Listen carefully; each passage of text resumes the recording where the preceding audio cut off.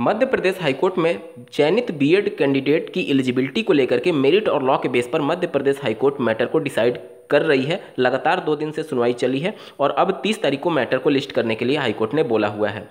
इसके बाद से एक आईए दाखिल की गई थी 25 जनवरी 2024 की सुनवाई में। आप लोगों ने देखा होगा, जो सरकार की तरफ से एडवोकेट थे उन्होंने आईए का जिक्र किया। उसी के बाद से जो गुड्डू सिंह जी की याचिका थी उस पर ज़्यादा चर्चा होने लगी। अब यहाँ पर मध्य प्रदेश हाईकोर्ट ने उस आईए में क्या लिखा था, क्या प्रेयर किया गया था, वो ये प्रेयर किया गया था कि हाईकोर्ट इस मैटर को डिसाइड ना करे।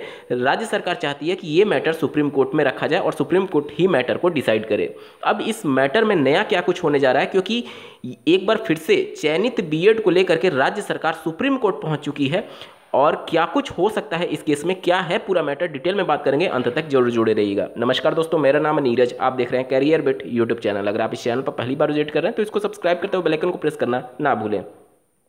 यहाँ पर केस नंबर आप देख सकते हैं, ट्रांसफर पिटीशन है ये 3934 ऑफ 2024, यानी कि ये केस ट्रांसफ़र किया जाए मध्य प्रदेश हाईकोर्ट से सुप्रीम कोर्ट में, इस वजह से ये केस को फायर किया गया है।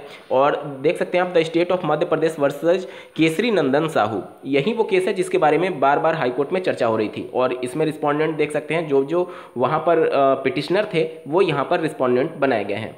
अब यहाँ पर समझने वाली बात यह है कि आखिर हाईकोर्ट में जब मामला चल रहा था तो सुप्रीम कोर्ट में राज्य सरकार इस मैटर को क्यों ले गई। देखिए, सुप्रीम कोर्ट ले जाने का मैटर यह था कि राज्य सरकार का अपना खुद का स्टैंड ये है कि जब देवेश शर्मा जी की याचिका चल रही थी सुप्रीम कोर्ट में, तब राज्य सरकार अपने सर्विस रूल और जो भी उनका मैटर है वो नहीं सुना गया। इस वजह से हाईकोर्ट ये मैटर ना डिसाइड करे, क्योंकि हाईकोर्ट चूंकि बाउंड है सुप्रीम कोर्ट के जजमेंट से और सुप्रीम कोर्ट का जजमेंट आ चुका है, तो हाईकोर्ट उसी से बाउंड है और उसी के आधार पर डिसीजन दे देगी। इस वजह से राज्य सरकार ये चाहती है कि हमारे मैटर को डायरेक्ट सुप्रीम कोर्ट में सुना जाए, क्योंकि जो भी हाईकोर्ट डिसीजन देगी वो सुप्रीम कोर्ट के डिसीजन के आधार पर ही देगी। लेकिन सुप्रीम कोर्ट के पास पावर है कि वह इसमें कुछ डिस्टिंक्ट डिसीजन दे सकती है। इसी वजह से राज्य सरकार इस मैटर को हाईकोर्ट से सुप्रीम कोर्ट में ट्रांसफर कराना चाहती है, जिसके लिए पिटीशन फाइल कर दी गई है 25 तारीख को। और मोस्ट प्रोबेबल है कि यहाँ पर अभी आप देख पा रहे होंगे डिफेक्ट है, और राज्य सरकार की ये पूरी कोशिश होगी कि जल्द से जल्द इस डिफेक्ट को दूर किया जाए, क्योंकि 30 तारीख को मध्य प्रदेश हाईकोर्ट में केस लगा हुआ है और 29 तारीख यानी मंडे को हो सकता है कि राज्य सरकार इस डिफेक्ट को दूर करवा करके 30 तारीख को मैटर लिस्ट करवा ले। उनकी पूरी कोशिश रहेगी, क्योंकि राज्य सरकार नहीं चाहती है कि ये मैटर हाईकोर्ट डिसाइड करे, वो चाहती है कि ये मैटर सुप्रीम कोर्ट डिसाइड करे। अब इस केस में होगा क्या, देखिए इस केस के बैकग्राउंड में आपको चलना पड़ेगा कि क्या कुछ हुआ है मध्य प्रदेश में अब तक। मध्य प्रदेश हाईकोर्ट में जब मामला था तब मध्य प्रदेश हाईकोर्ट ने बीएड कैंडिडेट्स को और जो राज्य सरकार की तरफ से अपना पक्ष रख रहे थे उनसे इस बात के लिए जस्टिफिकेशन मांगा था कि आपने श्री देवेश शर्मा जी की जो याचिका थी उसमें आईए दाखिल करके आप उपस्थित हुए थे, यानी आपने अपना पक्ष वहां पर रख दिया है और वहां से मैटर डिसाइड हो चुका है। तो फिर आप यहां पर हाईकोर्ट में इस बात का जिक्र क्यों नहीं किया आपने। ये जो बीएड कैंडिडेट है मध्य प्रदेश के, जब देवेश शर्मा जी की याचिका चल रही थी तो वहां पर ऑलरेडी मैटर वो डिसाइड हो चुका है। आईए वहां पर दाखिल करके अपना पक्ष रख चुके हैं मध्य प्रदेश के बीएड कैंडिडेट। और ये बात जब मध्य प्रदेश हाईकोर्ट में चल रही थी तो वही कैंडिडेट, सिमिलर कैंडिडेट आईए दाखिल करके उसमें उपस्थित हुए थे। तो मध्य प्रदेश हाईकोर्ट इसी पर कड़ा टिप्पणी करते हुए ये एक तरीके से आपत्ति दर्ज कराई थी कि जब आपका मैटर आईए जो डिसाइड हो चुका है सुप्रीम कोर्ट से और सिमिलर कैंडिडेट, सेम कैंडिडेट यहां पर भी आकर के मैटर को डिसाइड कराना चाहते हैं जो कि ऑलरेडी डिसाइड हो चुका है, तो ये सभी चीजें हैं। और अगर ये मैटर सुप्रीम कोर्ट में जाता है तो सुप्रीम कोर्ट में जाने का राज्य सरकार का स्टैंड ये है कि जो हमारा सर्विस रूल है वो सर्विस रूल के अंतर्गत ये भर्ती हुई है। सर्विस रूल का मतलब जैसे शिक्षक भर्ती के लिए जो नियमावली होती है जो राज्य सरकार बनाती है उसके अंतर्गत ये भर्ती हो रही है, और उस नियमावली में बीएड अभ्यर्थी उस समय पात्र थे। और इस वजह से हम चाहते हैं, मतलब स्टेट गवर्नमेंट ये चाहती है कि हमारे मैटर को डायरेक्टली सुप्रीम कोर्ट सुने। अब यहाँ पर समझने वाली बात यह है कि जो आईए दाखिल हुआ था सुप्रीम कोर्ट में बीएड की तरफ से, मध्य प्रदेश बीएड कैंडिडेट की तरफ से, उसमें जो सर्विस रूल है मध्य प्रदेश का और जो एनसीटी का गजट नोटिफिकेशन है उस पर चर्चा विमर्श हो चुका था। सभी राज्यों को जब अक्टूबर 2022 में ऑनरेबल सुप्रीम कोर्ट ने श्री देवेश शर्मा जी की याचिका में अपना पक्ष रखने के लिए बुलाया था, तो मध्य प्रदेश के भी बीएड कैंडिडेट अपना पक्ष रखने गए थे कि हमारे यहाँ भर्ती प्रक्रिया रनिंग में है और इस वजह से इस भर्ती से बीएड अभ्यर्थियों को रिलैक्सेशन दे दिया जाए और इसमें अलाउ कर दिया जाए। वहाँ के आईए पर जो कंबाइंड डिसीजन आया था वो यही था कि जितनी भी पेंडिंग्स हैं वो सब कुछ ऑनरेबल सुप्रीम कोर्ट अपने अंडर लेती है। और जो लास्ट डिसीजन आया उसमें आप लोगों ने देखा होगा 46वें पेज पर लिखा गया है माननीय सुप्रीम कोर्ट के द्वारा कि ऑल पेंडिंग्स एंड जितनी भी रिट पिटिशन है वो ऊपर दिए गए जजमेंट के आधार पर निस्तारित की जाती हैं, यानी कि ऊपर के जजमेंट के हिसाब से उसको कंप्लीट करने की बात की जा रही है। अब ये भर्ती चूंकि हाईकोर्ट ने डिसाइड तो किया नहीं था और सुप्रीम कोर्ट ने अपने अधीन ले लिया था, तो इसका डायरेक्टली मतलब ये हो गया कि मध्य प्रदेश से बीएड कैंडिडेट जो आईए दाखिल करके उपस्थित हुए थे अपना पक्ष रखने के लिए, वो भी हार चुके थे। और इस हिसाब से ये मैटर अब हाईकोर्ट को डिसाइड करना है कि वह चूंकि सुप्रीम कोर्ट से मैटर आईए के माध्यम से डिसाइड हो चुका है, इस वजह से ये बिल्कुल क्रिस्टल क्लियर टाइप का हो गया था। राज्य सरकार शायद इस चीज को भांप ली थी कि चूंकि मैटर आईए के माध्यम से डिसाइड हो चुका है सुप्रीम कोर्ट से और ये matter already subject to outcome था, इस वजह से यहां के बीएड कैंडिडेट पर खतरा हो सकता है, इसलिए राज्य सरकार ने इस मैटर को डायरेक्टली सुप्रीम कोर्ट में ट्रांसफर करने के लिए प्रेयर लगा दी है। अब यहां पर देखिए, यहां पर सबसे पहले ये मैटर सुनने के लिए सुप्रीम कोर्ट तैयार होगी या नहीं, ये बहुत बड़ा सवाल होगा। क्यों? क्योंकि जो प्रेयर लेकर के राज्य सरकार गई है, आप ध्यान से समझिएगा, इनका प्रेयर ये है कि आर्टिकल 309 के अंतर्गत राज्य सरकार को पावर है कि वो कोई पॉलिसी बना सकती है, लेकिन आप कोई भी ऐसा पॉलिसी नहीं बना सकते जो कि किसी रेगुलेटरी बॉडी से आप बाउंड हो और उसके बियॉन्ड जाकर के आप नहीं बना सकते। यहां पर आप देखेंगे तो बिहार राज्य सरकार की जो एसएलपी थी सुप्रीम कोर्ट के जजमेंट के बाद से 7वें चरण की शिक्षक भर्ती के लिए, तो वो जो एसएलपी लेकर के गए थे वो भी 309 के अंतर्गत लेकर के गए थे कि हमारा सर्विस रूल के अंतर्गत ये भर्ती हो रही है।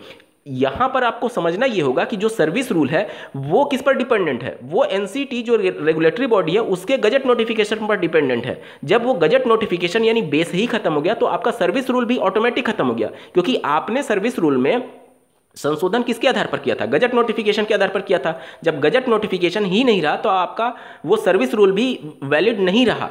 तो ये सभी चीजों को लेकर के राज्य सरकार जो है वो सुप्रीम कोर्ट में गई हुई है। अब यहां पर 2-3 चीजें होंगी, ध्यान से समझिएगा।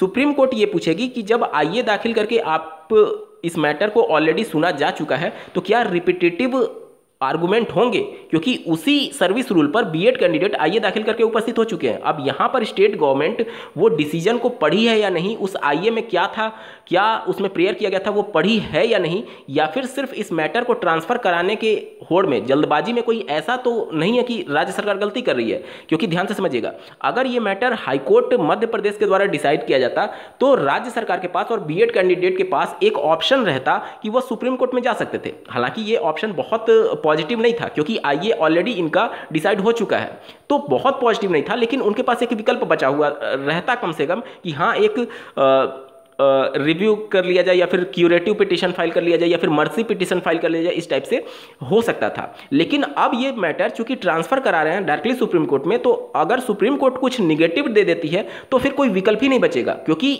ऑलरेडी हाईकोर्ट जो है वो सुप्रीम कोर्ट के डिसीजन से बंधी हुई है। तो उसके बाद तो आप हाईकोर्ट भी नहीं जा सकते और सुप्रीम कोर्ट ऑलरेडी आपका मैटर डिसाइड कर देगा। तो ये सभी चीजें हैं, इन सभी चीजों को लेकर के देखिए, इसमें दोनों चीजें हैं। बहुत रिस्क रहेगा बीएड कैंडिडेट पर, क्योंकि यहां से अगर कुछ मैटर बिगड़ा तो समझ लीजिए बीएड अभ्यर्थियों के लिए रास्ते ही बंद हो जाएंगे मध्य प्रदेश बीएड कैंडिडेट के लिए। और ये बहुत बड़ा कदम है राज्य सरकार का कि वो मैटर सुप्रीम कोर्ट से डिसाइड कराना चाहती है।